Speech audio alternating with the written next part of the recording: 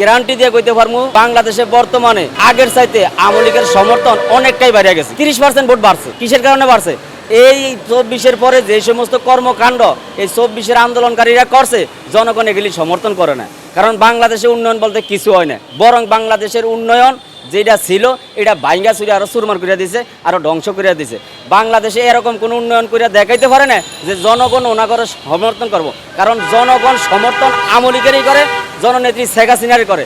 এই কারণে জননেত্রী শেখ হাসিনা বাংলাদেশে উন্নয়ন করছে এবং হতদরিদ্র মানুষগুলির মুখে হাসি আইনা দিছে এবং বাংলাদেশের যে অভাব ছিল অভাব দূর করে দিছে।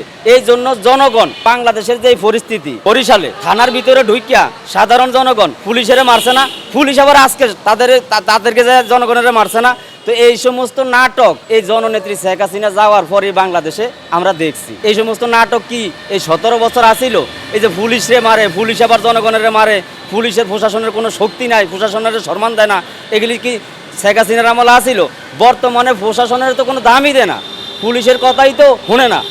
এই যে বাংলাদেশে প্রশাসন শক্তিশালী না থাকার কারণে আজকে বাংলাদেশে সন্ত্রাসী, চাঁদাবাজি, ধর্ষণ, গণহত্যা, এই যে রাস্তাঘাটে গণহত্যা হইতেছে, কিসের কারণে হইতেছে? প্রশাসন শক্তিশালী না থাকার কারণে। তো স্বরাষ্ট্রমন্ত্রী উনি ওনার প্রশাসন কন্ট্রোল না করিয়া, প্রশাসন শক্তিশালী না করিয়া উনি পড়িয়া আছে আওয়ামী লীগের বদনামি লইয়া।